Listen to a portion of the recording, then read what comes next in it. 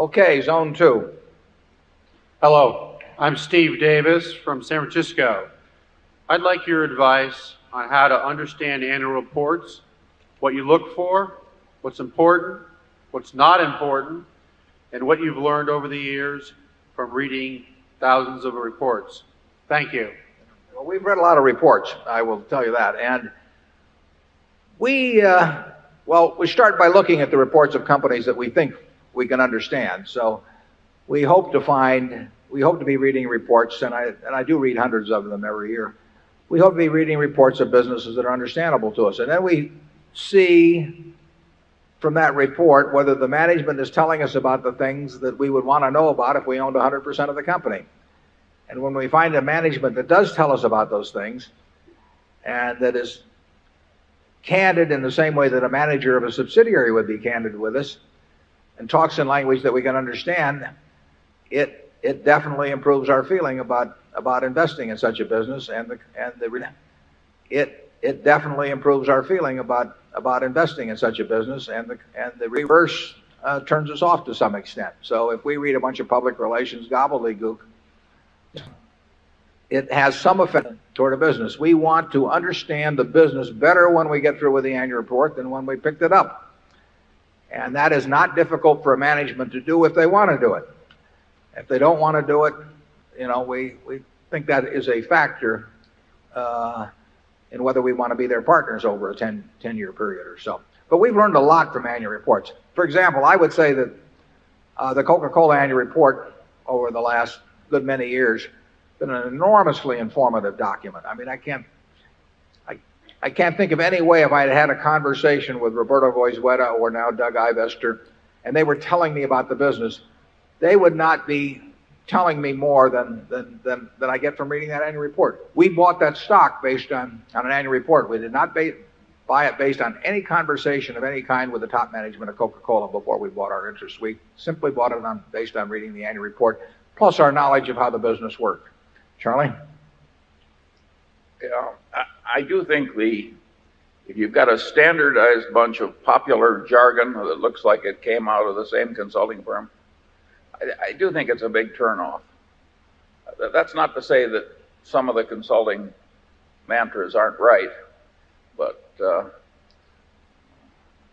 think there's a lot for sort of candid, simple, coherent prose. A lot to be said for it. Almost every business has problems, and we just assume the manager would tell us about them.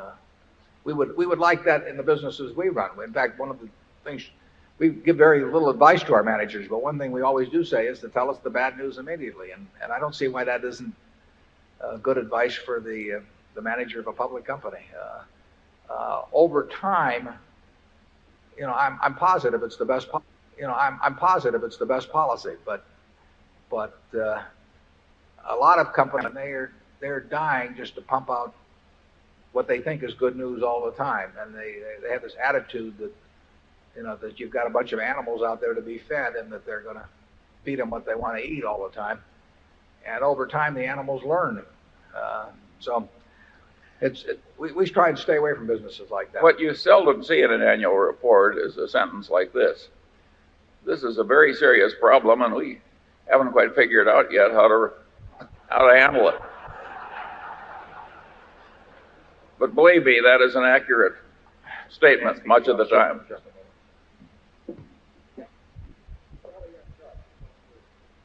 All right, zone 3.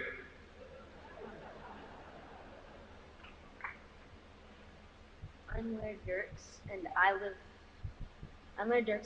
in the area, and I would like to know what your prediction is for Coca-Cola's long-term growth versus Pepsi-Cola's recent efforts to increase their competitiveness with Coke. Yeah.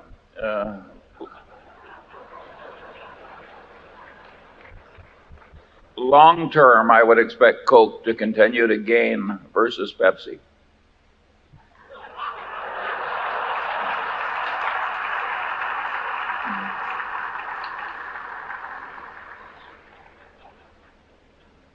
What has he been doing while I was gone? What'd you say, Charlie? I knew I was taking a chance.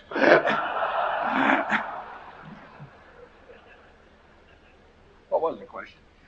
I said that long term I expected Coke to continue to gain versus Pepsi. Oh, well, it's those kind of insights is why we keep him on the job year after year.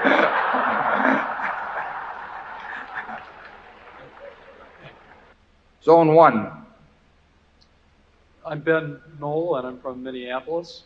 And first, I just wanted to thank you for providing your past annual letters to the shareholders, and Mr. Munger for providing your speech to the graduate students at the USC a couple years ago. Drawn a lot of insights from that, not only in investing, but also in my day job as a business manager. And I'm wondering if you could help me with my summer reading list and provide some additional suggestions for reading in the fields of investing and management, other than the standards of Graham, Fisher, so forth. Charlie? Yeah. I have recently read a new book twice, which I very seldom do. And that book is Guns, Germs, and Steel by Jared Diamond.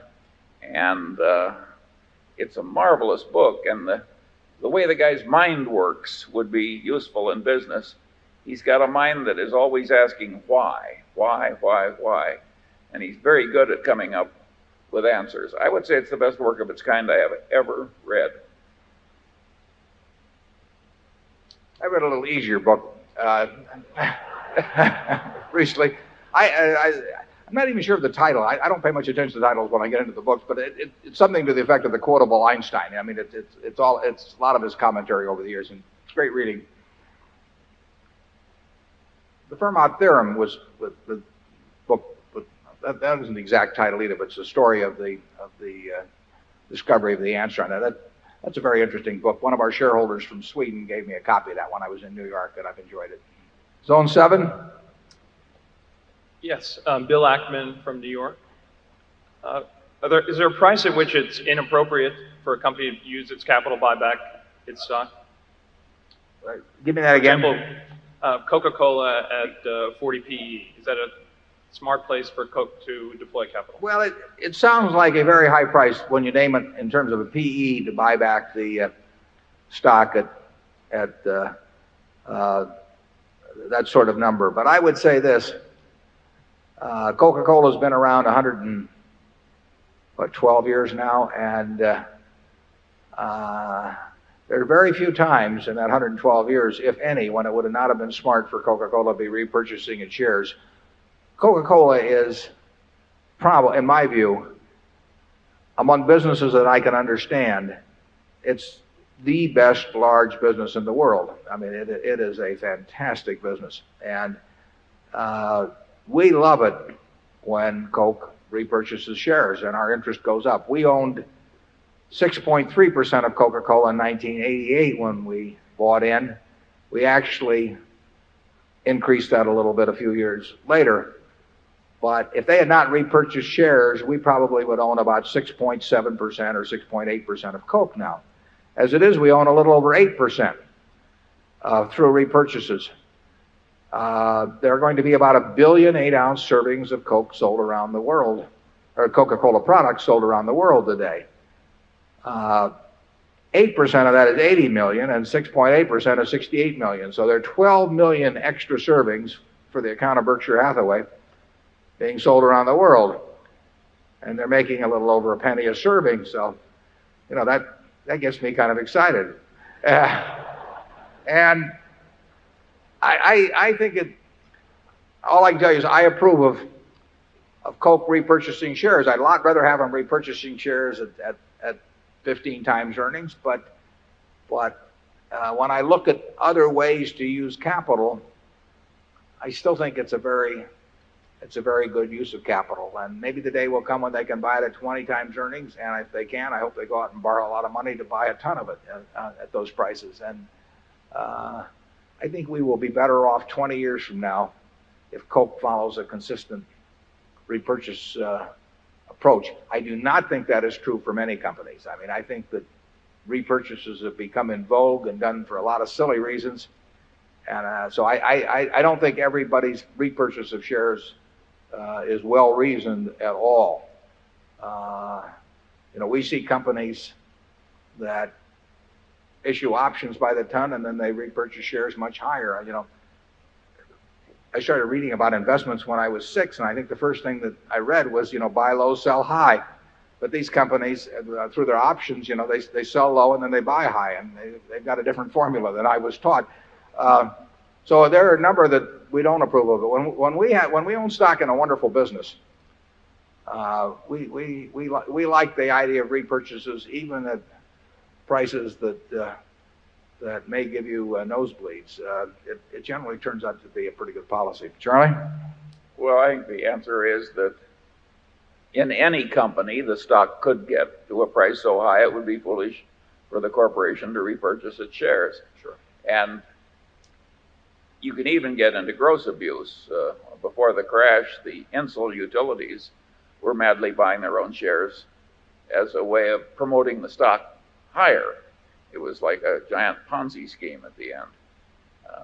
So there's all kinds of excess that's possible, but the really great companies that buy at high price earnings rate, that can be wise. Our interest in Geico went from 33% to 50% without us laying out a dime, because Geico was repurchasing its shares. And we benefited substantially, but we benefited a lot more, obviously, when prices were lower. I mean, our interest in the Washington Post company has gone from 9.5% to 17.5% over the years without us buying a single share. But the Post or Coke or any number of companies don't get the bargain in repurchasing now that they used to. We still think it's probably the best use of money in many cases. The question about recommending the stock, we've very seldom had stock recommendations over the years. As I think back to 1965, I can't think of a lot of brokerage reports that have recommended Berkshire.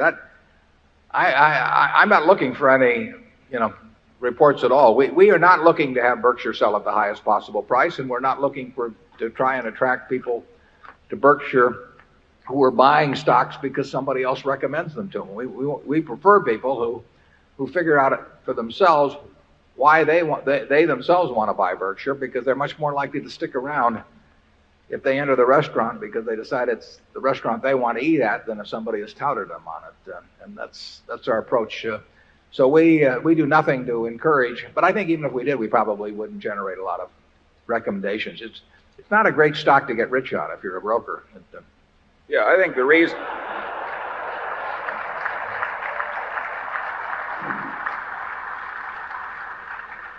I think one of the main reasons why it's so little recommended in the institutional market is that it's perceived as hard to buy in quantity.